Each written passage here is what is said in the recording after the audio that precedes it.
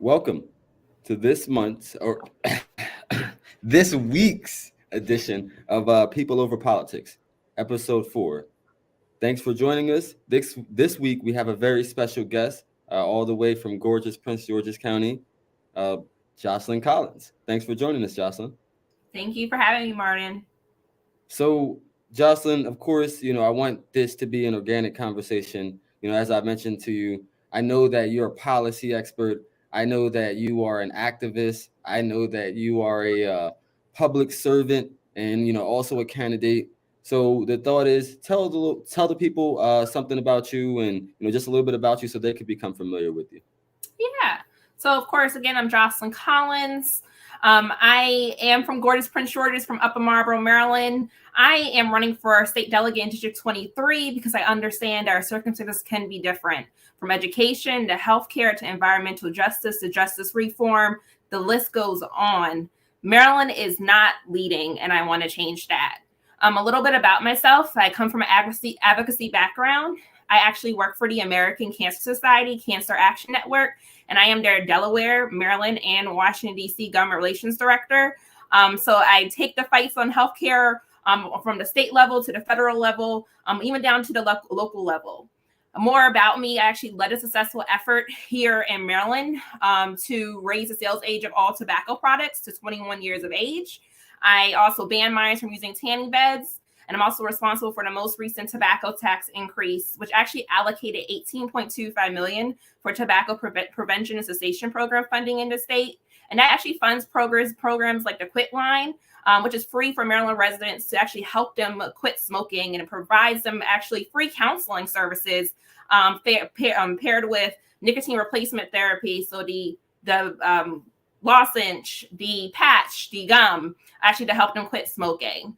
So I've been around the block several times, as you know, Yes. but I'm running because there's so much more to do. Wow. I will, Jocelyn, I'm always impressed with you. Of course, for people who don't know, Jocelyn was my supervisor long ago.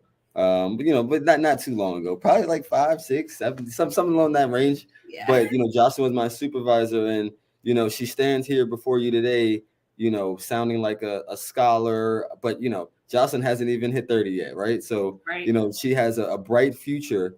And of course, we always appreciate your advocacy, in the state of Maryland and Prince George's County, because of course now you're not just only focused on Maryland, but you do the Virginia, I think the DC, and also Delaware. So Delaware yeah, and Delaware and DC. And Delaware. Okay. So yeah, you're in multiple states, and the thought is, it's like we don't see a lot of people, in these senior roles that are of color, and especially that are young. So I just give you props to that, but also, you're a lady boss, right? And I say that because at the end of the day, at first when you were my supervisor, I was like, okay, she's younger than me. Does she really know what she's doing? Yada yada. But the thought is that there was a lot of things that I learned from you, and I'm sure there's some things you learned from me. Yep. But the thought is you've always been someone that can be called on, and you would give honest advice, not just for myself, but for anybody else. So I've always seen you as a true to heart person, and so the thought is, I remember a few years ago that I said that you should run, or I said that when are you running, and you basically didn't think that it was going to happen. It was more on the law routes, and probably still thinking law route, of course. With going further in your public advocacy, but you didn't want to run a few years ago. You didn't want to deal with the headaches. You wanted to be behind the scenes. So what changed? What made you want to actually step out there? I know you were doing some Central Committee stuff. And for people who don't know the Central Committee, give them the Reader's Digest version of what the Central Committee is, as well as why you chose to run for this position. I know you said years ago that wasn't on the top of your mind. Yeah, and one of the biggest things right now, I think COVID-19 really hit the nail on everything. I think COVID-19 brought up the fact that we need leaders who not only walk the walk and talk the talk, but know how to effectuate change. COVID-19 showed, I think, the ebbs and flows and point out the issues in our system that needed to be fixed. Again, from environment to environment to healthcare to justice reform, again, to education. The list goes on. And I think one of the big things is that I'm that leader who I know can get the job done, especially for our District 23 residents. One of the biggest things, I think, as you know, in Annapolis, you have to be able to navigate the political waters. And I think especially as a candidate and somebody who's worked their way from an intern all the way to a lobbyist, an intern in the Maryland General Assembly, all the way to the lobbyist, always to a lobbyist. I understand how to get things done in Annapolis. I understand how to navigate the political waters. I understand how to navigate different constituent concerns too, and get the job done for, our folks in the district. And that's super, super, super, super important, especially coming in as a legislator. So that's one of the biggest things.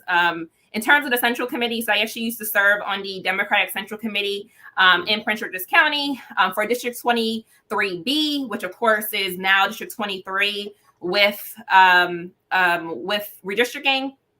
And a little synopsis of the Central Committee. The Central Committee is basically the grassroots organizers on the ground who actually push the party platform on the local level and work along with the state party and along with the national party to organize and get out the vote. And so that's one of the biggest responsibilities of the Central Committee. And so, I had the pleasure of being appointed back in 2017 to that position. And I served until 2018. And so, it was a great, one of the things too that I'm so pleasure to been, given the opportunity to have done. The Central Committee is the backbone, of course, not only of our party, but of our community. And so, it was a tremendous role to have been in. Yes. And that's why I wanted you to express to the people what the Central Committee is and just break it down, because as you know, the Central Committee is very important. But, sometimes, people who aren't in the political sphere might not understand what the Central Committee even does, and why it's important. For me, the biggest reason the Central Committee is important because these are the individuals that decide who replaces people when there's vacancies. So when somebody dies, when somebody leaves for another position, if there's a vacancy for any other reason, these are the people that decide, who is going to fill that seat. Obviously, until there is an election. So these people fill the seats, in between elections. So the thought is it's very important, to know these positions. I know I always stress that local government matters, right? So it's very important to know these positions exist. I would like to add on to, I think one of the biggest things is when you look at like the strategic plans too, and this comes down to the party level of what we envision our Democratic Party to be. The Central Committee, it starts with the Central Committee and it goes from the Central Committee to the state party of, deciding different things. So the voice of our, of the community to the Democratic Party is our Democratic Central Committees. And so I think that's something really important, even more to highlight too. Really get involved and know what your Central Committee member, know what's, of course, going on. Central Committee actually has different listening sessions per district during the year. It's definitely something you want to be a part of. I know a lot of Central Committee members are, of course, probably knocking on folks' doors. Get to know these people. And of course, vice, the other way around. I know for me, when I was on the Central Committee, I was out and about. Folks knew me and knew that we're, what we're trying to do, get Democrats elected up and down the ballot. And, of course, push the party platform, also make changes to the party that we would like to see. But of course, that came from community input. And that strategic plan actually was created for the Central Committee. 4-year strategic plan was a guidepost of all the work that the Central Committee did prior, for the guidepost for this, election was something that the Central Committee did prior. And it started, years ago when underneath my tenure. I agree with almost everything Jocelyn said, except the fact the Maryland Democratic Party having a platform. because the thought is I've had many conversations with party leaders, and there is no concrete platform. We take direction from the national convention, and that's one of my arguments, and the Progressive Leadership Council, is that we should actually draft some type of platform in which we can better assess candidates and where we stand. Not a Right. litmus And I test, totally but we agree. should have a platform. Yeah, but I guess the bigger parts, we do have a national platform, but I think the biggest parts when we don't participate in it, and you and I know the struggles, of things that are, in terms of the quote unquote platform. But if we're not participating and lending our voice, that's when the problem is. So I think one of the biggest things is I always tell folks, we got to continue to push that and continue to work just like, we, work together to really get this together. There is a lot of changes I know that we need to make. You and I both know that. But we got to keep on pushing. We got to make sure our voices are heard to get it done. Hey, I'm gonna continue bringing it up, and I'm gonna let my voice ring out. But I do agree. Get to know your Central Committee members. If I haven't said this before, one website that I use frequently, when I was starting, was mdelect.net. So that gives you a few players. You just type in your address, and then it tells you who represents you at these different levels. So of course, it's very important. And one of the things, Jocelyn, I know you mentioned 23B. Of course, our first guest on episode 1, Richard, covered it a lot.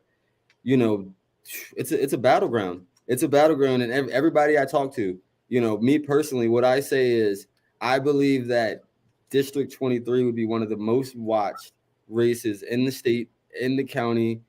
There's a few other districts, but particularly District 23, one, because all the redistricting that's going on, the amount of candidates, the diversity of the candidates, and the thought is the different experience levels of the candidates. So, how many candidates are you aware of as far as filed and speculated? Yeah, I think right now we have 9 people who have filed as of today, and who have filed for election. There's probably going to be more. I think it's the first time in over, basically over a decade where we've had 2 essentially seats open. And I think that, everyone, wants to get out there. And, one of the biggest things is, everybody has the right to, of course, file and run for office. And I think one of the biggest things, though, is that we got to make sure we have the right people in these seats. I see myself as one of the people. One of the major things is, like I said before, you have to understand how to navigate the political scene in Annapolis and to get the things done for the people. It doesn't happen overnight. I'm a really big believer in not just running for something just to run for it, but running for something where you've actually worked in, had experience with. You and I know, Martin, there's a difference between a successful legislator in Annapolis who's been around and understands how to get the job done, or at least has immersed themselves in it, versus, those who haven't. And I think that's something that's really important. Somebody who has the relationships to get the job done, and who's going to be consistently, this is not a 9-to-5 job or just a 3-month job, as some people think. This is a always job. This is, this is in a sense 24/7 about getting the work done for the people, being on the grounds in District 23, being on the grounds in Annapolis, and then, working, time in and time out, doing doing what's right for the people, and what some person might perceive not in, what some might not like, but what is the right thing to do, right, for folks, and right thing for your constituency. And to move forward, a Maryland that is not only leading, but, of course, eliminating health disparities, of course, pushing various reforms, the list goes on and on and on. But we need leaders who can not only who can effectuate change, but who are also experienced. And that's something that's really, really important. And I believe that my qualifications speak to all of that. Yes, and I agree with you. Highly qualified, without a doubt. One of the things that was impressive to me was, not even just being a lobbyist, but before being involved in lobbying, how you were so intrinsically involved in different pieces of legislation, whether you got credit for it or not. And one of the things I will say is the Maryland General Assembly. I'd like to take an opportunity to educate people. So the Maryland General Assembly is a 90-day session that happens from January to April in Annapolis, our capital. And the thought is, how many delegates and senators are there again? So there is 149, I believe, senator. Okay, yeah, I think 30, 49 sounds about right. Okay. Yeah, and then, 100 delegates, and yeah. So I'm the thought is this right now. yeah, no, it's all good. I put you on the spot. So these delegates and these senators, they go to Annapolis every year, and that is their part-time job. They go to Annapolis and they spend hours upon hours writing bills that they argue, and people vote on. Other legislators vote on, and then essentially, if it passes, both houses, both chambers, the House and the Senate, it then goes to the governor's desk for him to sign or for him to veto. So the thought, they're looking for 188 delegates and senators. So the thought is these people, they go to Annapolis, we should be in tune with what's going on. And there's a lot of important bills, ones that Jocelyn's dealing with. So Jocelyn, one of the things I wanted to talk about, of course, cannabis, but what is the biggest bill that you're working on this year that people, should be aware of? I'm sure it's probably tobacco preemption, but you can let me know what you got going on. Give us a breakdown. Yeah, so it's actually 188 members, 141 delegates, and then there's 47 senators. So in the General Assembly, that's the exact number. But one of the biggest things is working on a couple of things. Working on a Time to Care Act. That's one of the pieces of legislation I'm working on, which is actually in supporting and lobbying on, which will actually as a paid family and medical leave bill, which actually requires up to 12 weeks of paid family and medical leave for Maryland workers. But one of the other things I'm working on this session is tobacco preemption. So Senate Bill 99 is one of the bills. Actually overturns to tobacco preemption in the state. And one of the issues is there's Untitled versus Prince George's County, which is a court case actually that came in 2013, which actually Prince George's County tried to go farther than the state's regulated on tobacco around the cigar packaging. Specifically, what they actually end up happening was they passed the legislation. They went back to the industry went back to basically sued them, and they went to court over it, and what ended up actually happening was that actually set the playing field for the rest of the state around tobacco preemption, essentially saying that the states cannot go farther than the counties can't go farther than the state has already regulated over. So it kind of set the precedents for the whole state. Essentially, this is why we had to do tobacco 21 on the state level, now on the local level. While we had to do flavors, and Martin, you were involved in the campaign the second year on trying to ban the sale of flavored tobacco products. That's why we had to do it on the state level. There's numerous things, of course, around licensure and just so on and so forth that we actually had to go to state for. And so one of the biggest things that we want to do is give the counties back the authority over tobacco. And this is something, again, they had previously. They should be able to have now. There's a lot that different jurisdictions want to do even around retail density. That's something that's really, of course, really, really important. So that's one of the biggest bills, especially this session, and COVID illuminated these issues. And of course, we're only in session 3 months out the year.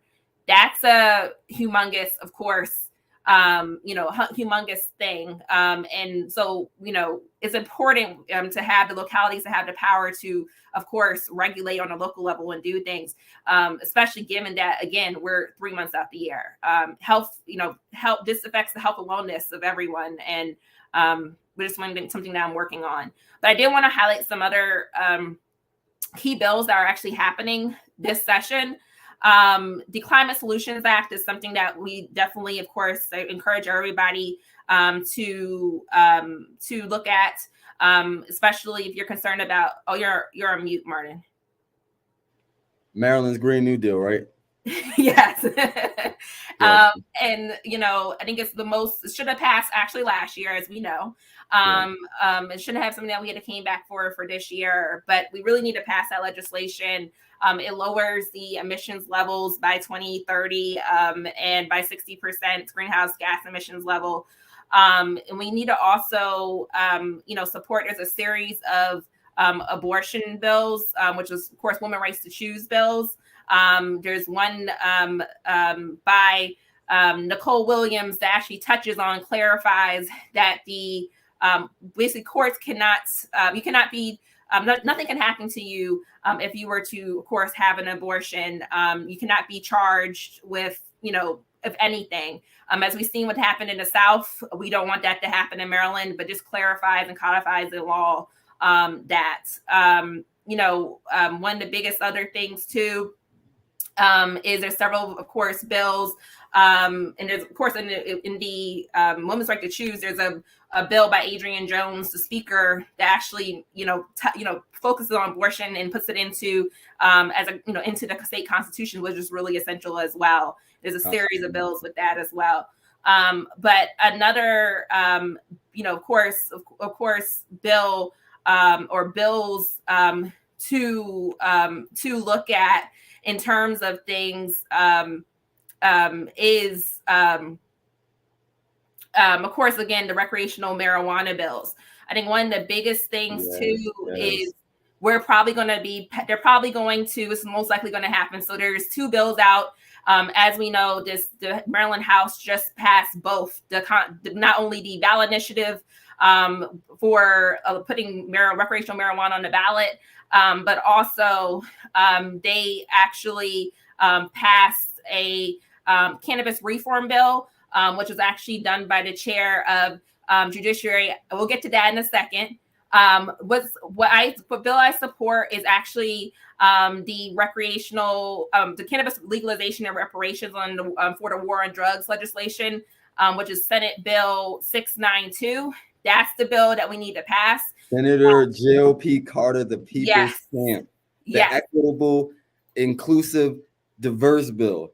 Yes. And that's what we need for it to happen. Now, I think one of the biggest things that we should point out is, and this is something that for those who are not involved completely in politics, which they wouldn't see behind the scenes, is something that is to hit people to. When we pass big legislation, such as, of course, these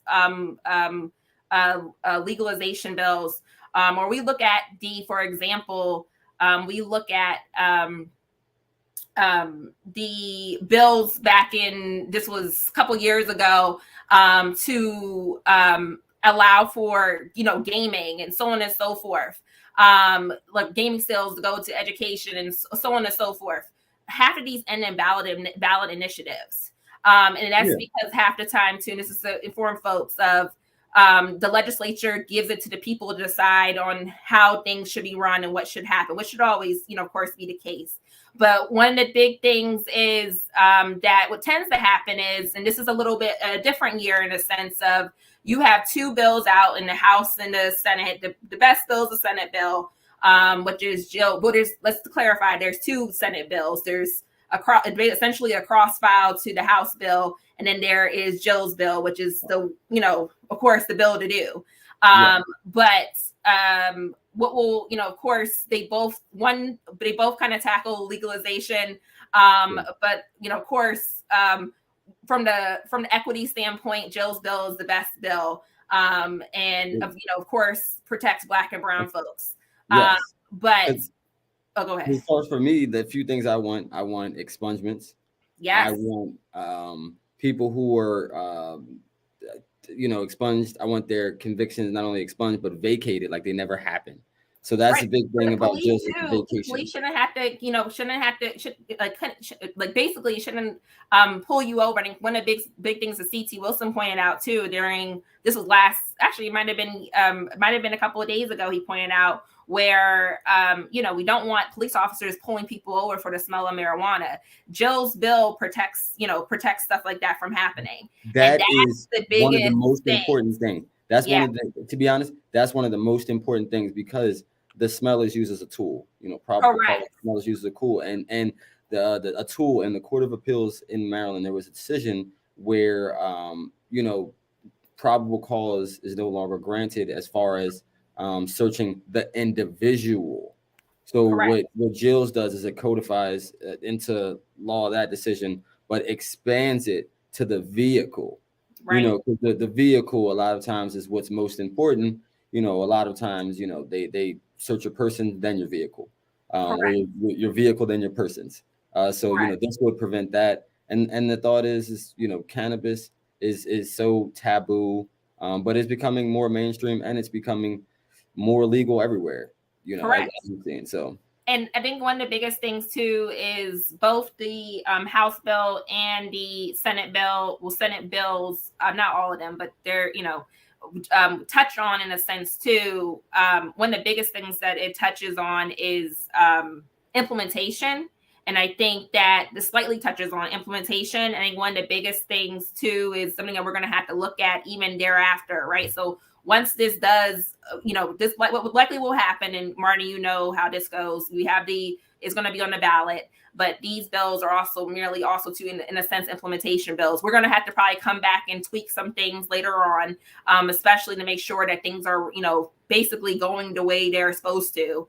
And statute is being followed the way it's supposed to. But I think one of the things we're going to have to look at though, and it's something that in terms of the session coming to a close, you have two separate implementation bill. Well, you have two, I would say, leading bills out there in sense of in the legislature. We should also. I wanted to put in perspective that the chair's bill, to be frank, was presented to him by the speaker. I believe that at the end of the day, the work group has done a lot of work to prepare, and they have some good things. But Jill's bill is done in partnership with leaders of A Beautiful Struggle. Yeah, they're advocates who helped write the bill. Yeah, and they're leaders in what they do as far as advocacy, equity, diversity. So they're profound leaders, especially in this state. Right. And I think one of the biggest things though, I think we're gonna probably see, because again, we have essentially two bills from two different chambers who want two different things in a sense. The Senate is kind of pushing Jill's bill, the House is push their Clippinger's bill. I think that we're gonna see probably them going to conference committee over these two implementation bills. I think the most important thing is going to be making sure that we push to have, really have Jill's bill. And push for the most of it. I think that's something that we're going to have to come back to in session 2023. Okay. But we want to make sure we get things right. But one of the things too for folks to know, when the House and Senate don't agree upon bills, and both bills and a bill is very similar in itself, they tend to go to what's called a conference committee. And the conference committee, they will work out a bill, and they pick and choose. They have members from both sides who are appointed. And they go and they actually, they go and they decide on what is going to be in the bill and what is not going to be in the bill. But I think that again, we're in another circumstance again this year. There's two different chambers who have two different schools of thought. And I think we got to again push what's best. So well, of course, on Monday we have legalization town hall. So we're going to be advocating, for a lot of people to join the town hall, present their ideas, testify next week, because there's a lot of bill hearings around cannabis next week, and just become involved in the conversation, because the thought is that the legislators need to listen to the people and what the people want. So, and I appreciate, of course, all your insight, Jocelyn. Couple quick questions for you: Pepsi or Coke? Coke. Okay. I'm a councilman of Laurel. I feel like South Laurel is one of the neglected areas of 23. what's something that you want to do for South Laurel? Yeah, so I think South Laurel definitely a neglected, of course, member. It's a So is lightning round. Marlboro. It's a lightning round, Jocelyn. You gotta give us the lightning. No, I gotta focus on both. You know me, I don't do lightning rounds. Okay, you got it. I'll give you the short tidbit. I think South Laurel and Upper Marlboro have always been, this is something I hear from the folks, as the stepchildren of this 23rd district. And it's just because Bowie is the majority of the district, and South Laurel, Upper Marlboro are not. And one of the biggest things definitely want to do is represent, when I'm representing the 23rd district, is representing everyone, not just, one member of one community, but all communities. I think one of the biggest things in South Laurel that I am hearing in terms of things is issues around deforestation. That's a humongous issue, especially in South Laurel. It's something that I'm hearing from residents. And one of the biggest things that we actually need to do is we need to actually pass the Forest Conservation Act, which actually requires the Department of Environment to review the forest banking in Maryland. And, we need to do that. We also need talking to folks too. One of the biggest things too is education system. One of the biggest things they're concerned about is our school system, and we need to really focus on pushing educational equity and funding our schools the way we're supposed to. I think one of the biggest things that we do is, unfortunately, is we think about education basically every decade once we do an education funding bill, when we should be thinking about it constantly and putting funding in. And so that's something that, of course, is something that's important to me. And of course has come to, been a huge issue, of course, that I've heard of, at the doors. And then the third biggest thing too is retirement. You have a lot of folks in Prince George's who can't afford to retire. And this is across the state issue, and we need to make sure we protect our seniors. Also, too, we need to evaluate our retirement system. If you're a state employee right now, you get an increase with the first increase that they had in a long time coming July 1, but that's a small increase. And we need to be looking at ways so we ensure that our folks are able to live, thrive, and, stay in their communities, which, they built and helped build and, live their life in. We should be able to protect that. And we need to be looking at different tax solutions to protect that. We need to be evaluating our retirement benefits and pension systems. And that's something that's really big. And that's across the board. And I appreciate that. I actually, for one, Jocelyn gave me 3, maybe 4. But hey, she has big plans and big dreams for South Laurel. And I appreciate that, because one of the things South Laurel is just a lower median income of the other areas of District 23. So, not only are the redheaded stepchild, but, the blacker and poorer area, right? So, let's be frank. And also, one more last thing is to bring up too, we need to work on, and this is huge, especially in South Laurel, a huge undocumented community in South Laurel too. We need to make sure we of course protect our undocumented, our undocumented Marylanders who are members of our community. So especially one of the biggest things too is we need to, of course, there's steps this session to protect pregnant, have coverage for underneath Medicaid for pregnant women, but we really need to expand it, of course, to all folks. That's something that we really, really need to do. That's something that they need to do on the federal level too. But it needs to happen. And so that's it's one thing else I wanted to point out too. Of course. And this got to be very quick. But Black History Month. Who's your Black history icon? Who are you looking up to? Several people. No, Jackson, I need one. You got to stick with one. And nobody else is going to be offended. Nobody else is going to be offended. They're not going to roll in their graves or, turn their nose up at you. So I would just say, I think coming out of the past election cycle, and I think, of course, where we're at, I think Kamala Harris is a huge inspiration for me. Not only is she my soror, but she's a Black woman who's done an amazing job and is doing great work. And somebody to look up to. I think she's the new Shirley Chisholm, and she's a modern day Shirley Chisholm. And so, I have a tremendous amount of respect for her. Well, hey, Madam VP, she's doing her thing. I do appreciate all of the effort. I'm more of a Stacey but I appreciate it. I like Stacey too. But they're two different people. They're two. You better let me list more than one person. No, I can't let you. Not today. But Jocelyn, tell the people how to connect with you. Of course, we're gonna make sure to have you back, and we look forward to seeing you. As the newest delegate, and probably one of the youngest ones to represent 23. But we don't mention your age because your experience is long, and we don't want people to discredit you being there with your age. So, how can people get in touch with you? Yeah, so you can follow me on Facebook, Instagram, Twitter at jcollins4md. So JCOLLINSFORMD. And then also too, please reach out. You can contact me via my website. That's www.jocelyn, JOCELYN, Collins, COLLINS.com. Sure. Okay, guys, reach out to JOC. See me out and about in the community, as you know. Yes, she will be. She will be door knocking and doing events. Coming to a house near you soon. Yeah. Okay. Well, I appreciate you, Jocelyn, and you have a good rest of your weekend. And hopefully, I see you at the town hall, or you pop your head in on Monday. Okay. I'll see you later. Yeah. Woo. Next, we have Terrell.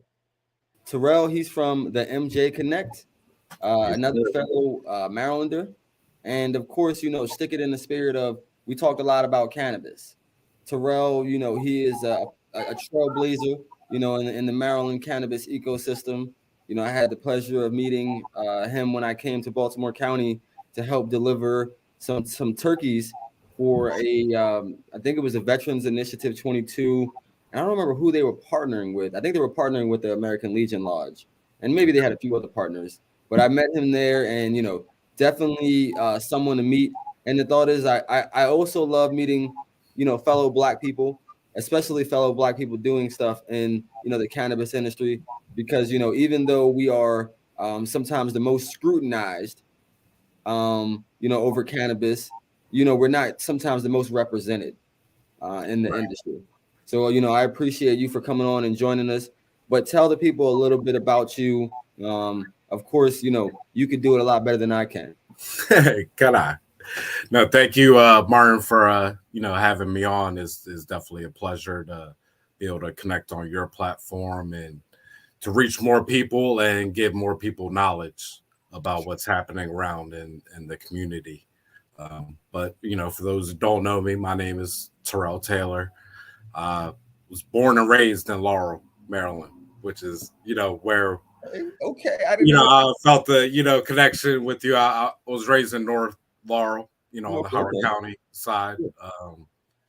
Born and raised there my whole life. Still a Laurelian. I get you. And, I was in Laurel my whole life until I joined the Air Force, and I was stationed out in Great Falls, Montana, and Malmstrom Air Force Base. But I came back to Maryland after I was done, and I've always thank you. Just always been a huge advocate for cannabis. Cannabis has been part of my life and part of the culture that I've always been involved in for 20 plus years. So I've done pretty much everything, cannabis related. Give us the brief synopsis. So, to get, with cannabis has always been a dream of mine, a dream job, and, anything to do, because it's always been part of my lifestyle and, part of the culture that I've always looked into, tapped into, and, wanted to be around, so that led to me, started as a patient counselor or, a bud tender at MedLeaf Dispensary in Upper Marlboro. Sure. Prince George's. So, started there, dealing with the patients, learning more and more, about cannabis, at that point in time, and knowing how cannabis can affect different patients. Sure. That led to just further things that I wanted to get involved with in cannabis, with everything in life is, just spreading knowledge, to the community. Because at the end of the day, we're better when we're together and nothing needs to be hidden. is how I feel. There was two things I wanted to capitalize on. Mm-hmm. One, we'll do a second, but it's your shirt. So I wanted you to explain a little bit about that. But two, you being a former bud tender and patient counselor, you understand how important that role is in the experience of the customer. And the reason I say that is because, for one, you guys are the receptionists, you guys are the customer service, but you guys are also the people that make referrals, and you have to be educated to make these referrals, right? So before I was a medical patient, the thought was I wanted the highest THCA. Mm-hmm. I wanted whatever flower had the highest THCA because I thought that was the best flower because it was the most potent necessarily in THCA. But the thought is, as you became into the medical industry, you learn that there's so much more to the flower as far as the different terpenes and how these terpenes, they can affect your body, how your body might react to these terpenes. So the thought is, I realized how important terps were. And one of the key things I'll say is I went to Colorado, and Colorado, they only put their THCA percentage in their CBG, CBD, anything like that, but they don't put the terpenes on there. So one of the things I appreciate in Maryland is that they put the terp profile, because I'm one of the people that always asks, what is the terp profile, or checks out the terp profile. So I know I spent a lot on that, but I wanted you to hit on the bud tender experience, but I also wanted you to tell me more about, this shirt you're wearing and, what, this entity is. Cool. Appreciate that. I think bud tending is definitely probably one of the most rewarding positions I've ever had, as a job, just talking to people. And it's the cannabis plant, something that brings everybody together. It doesn't matter your race, religion, gender, and it affects everybody's endocannabinoid system is different as well. So it affects all of us differently. So some people, yes, are just looking to get medicated. Some are actually trying to heal ailments as well. Sure. So learning about these different things from different people, and I think that's like the most important thing to actually even do to be in the industry, is hearing what the people will talk about on a daily basis and what people are actually coming in and looking for.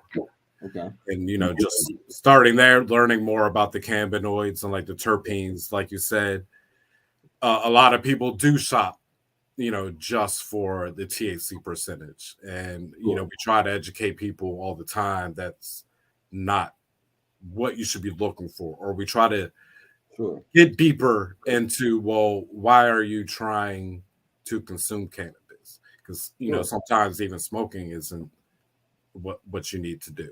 There's so many other. It may not be the consumption method, the best choice consumption. Yeah, absolutely. So, just finding that out, because as you know, there's terpenes that affect people differently, and they also affect people's bodies differently. Terpenes exist within all flowers and vegetables and fruits that just naturally come from the earth. And they're all here for a reason, and they're all going to affect and do different things differently.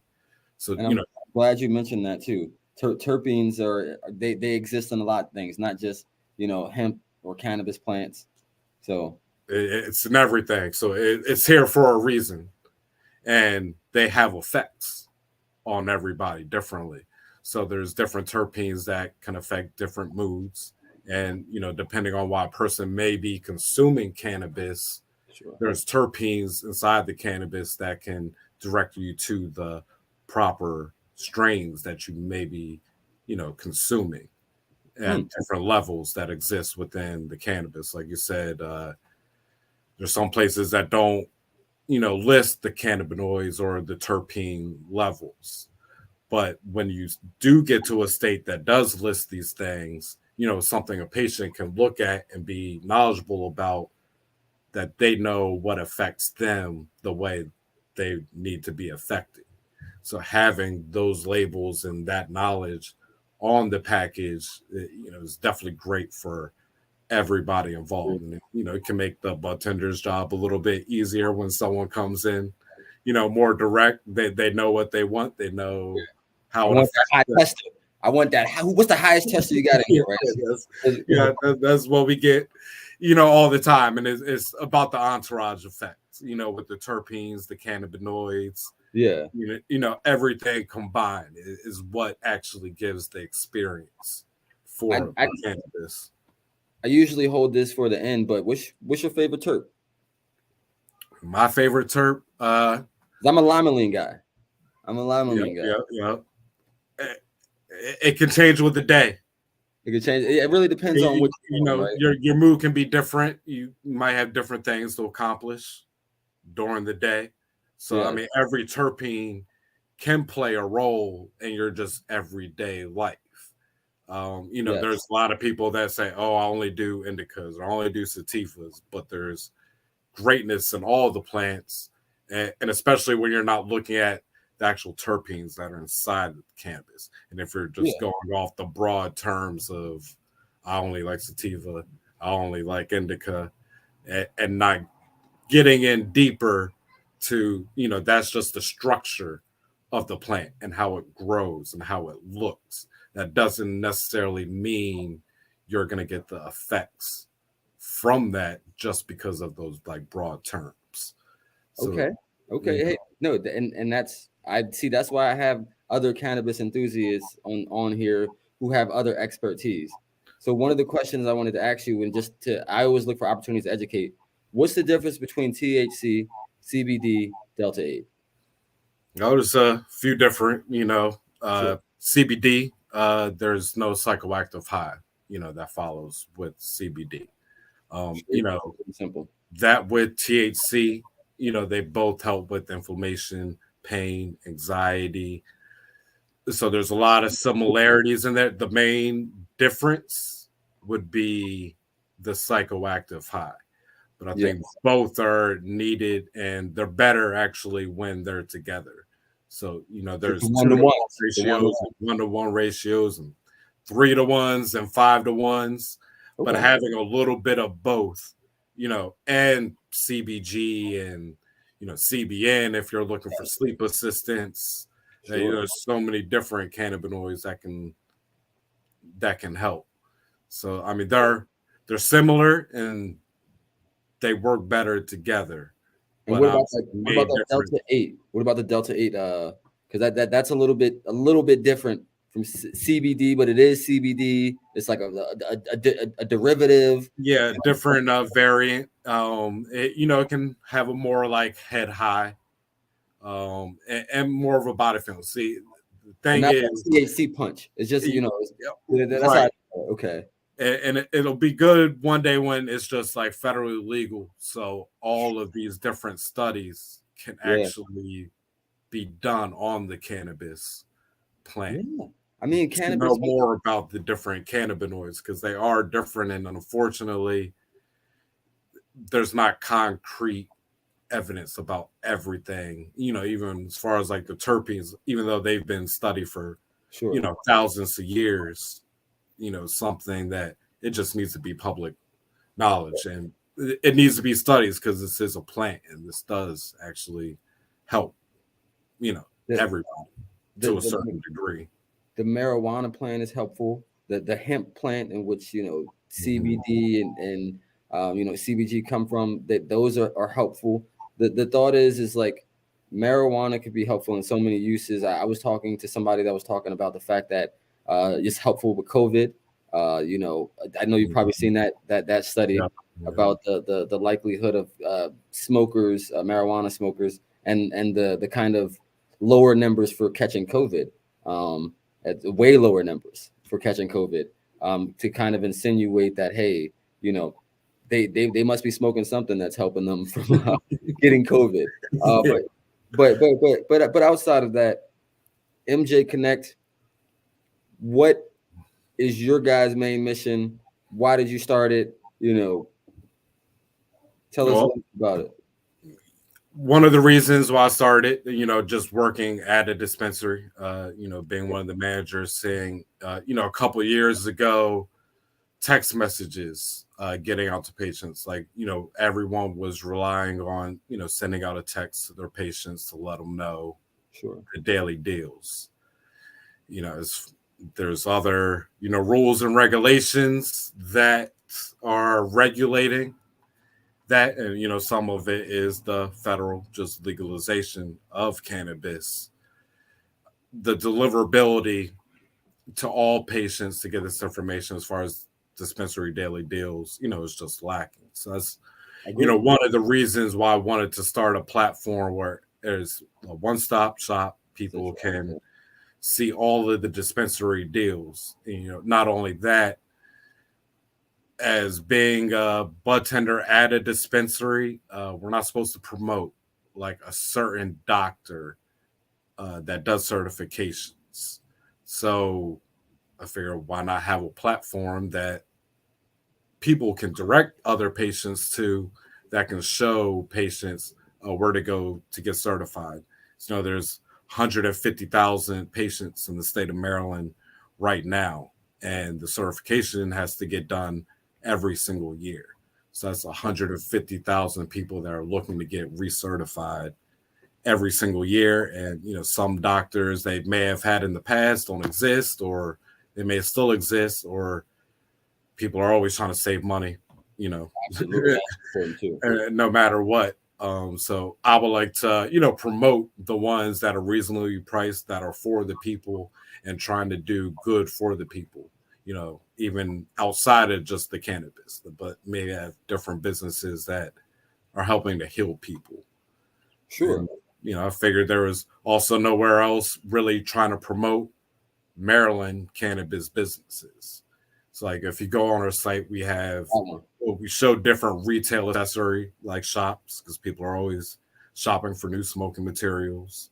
Sure. But also podcasts and clothing company, people of the state of Maryland that are trying to do things cannabis related.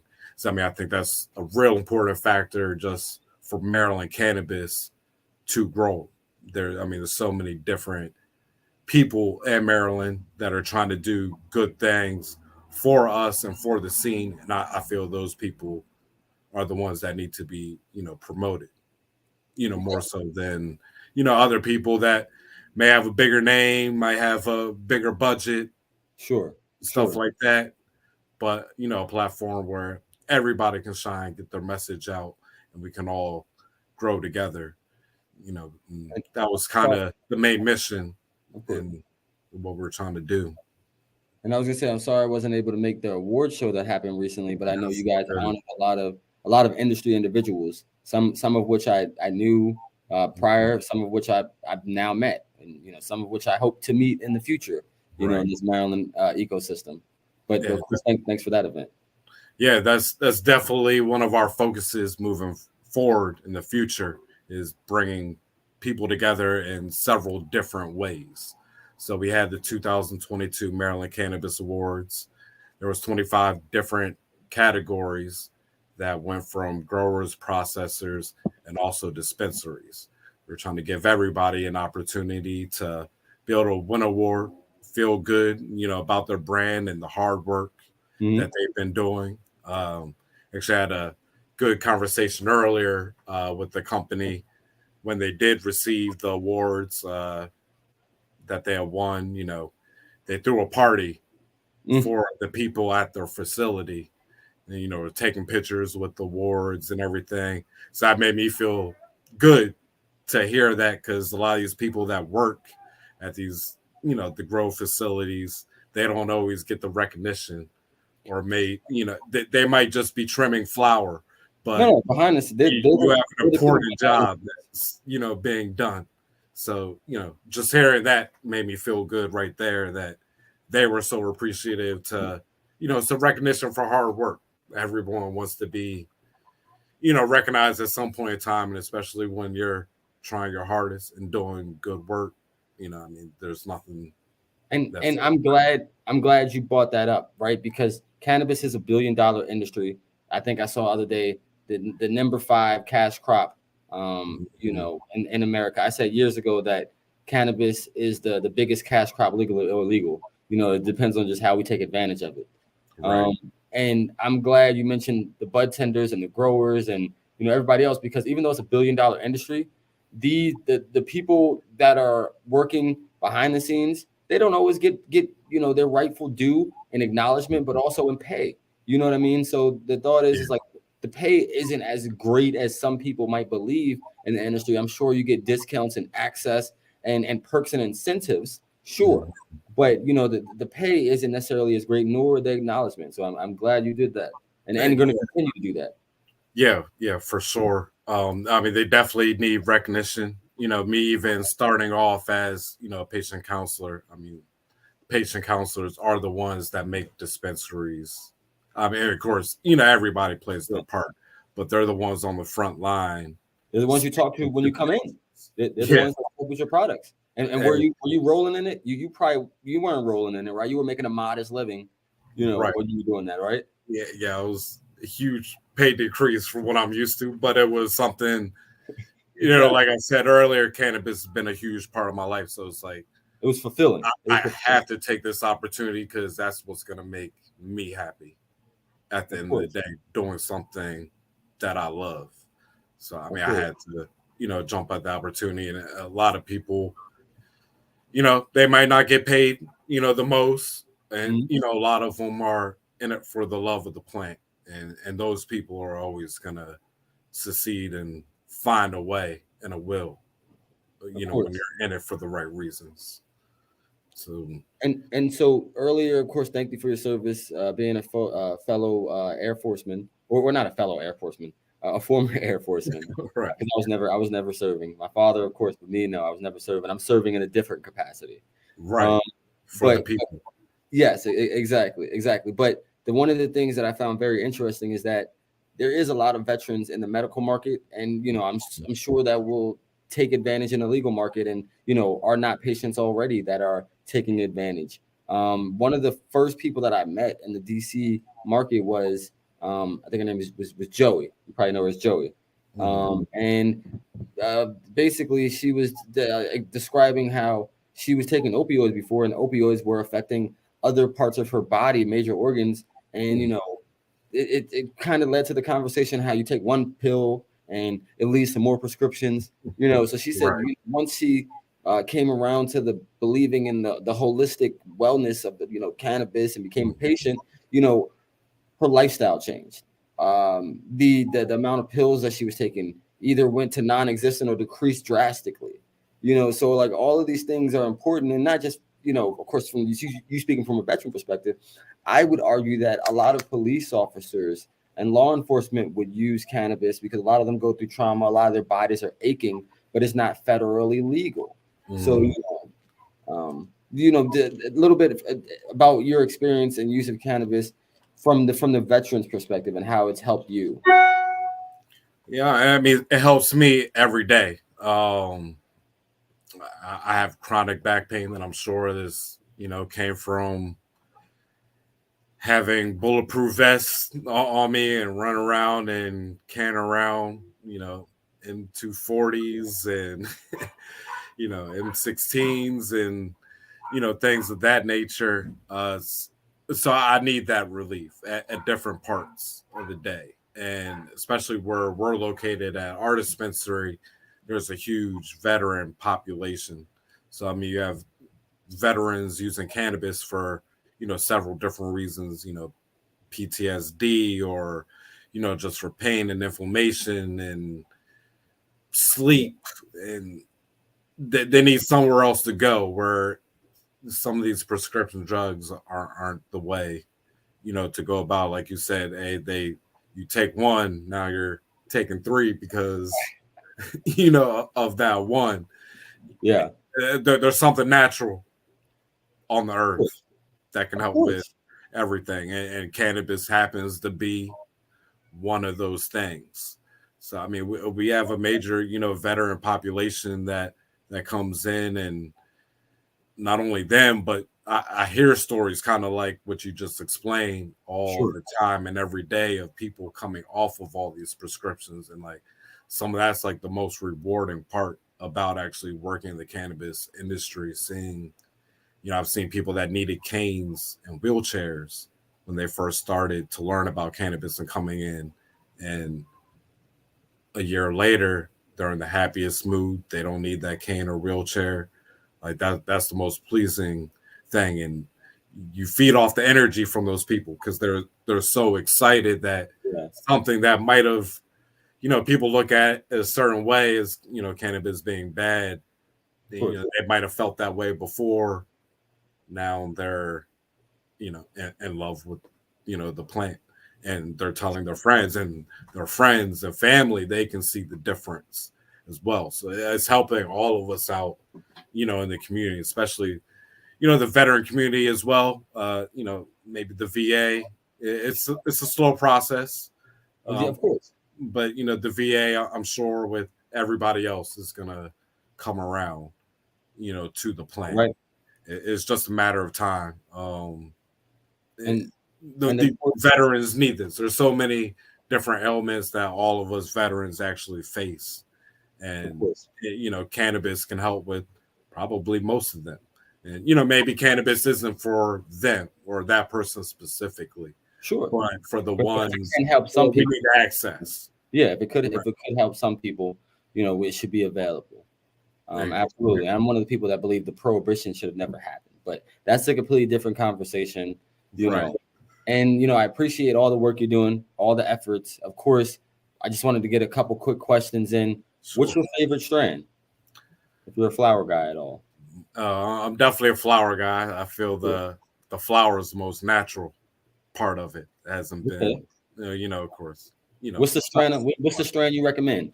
Who you shouting out? I mean, for me, I've always been a sour diesel fan. Okay, are you old school? You an old school one. Okay, I see. I go with that. Maybe my favorite of all time.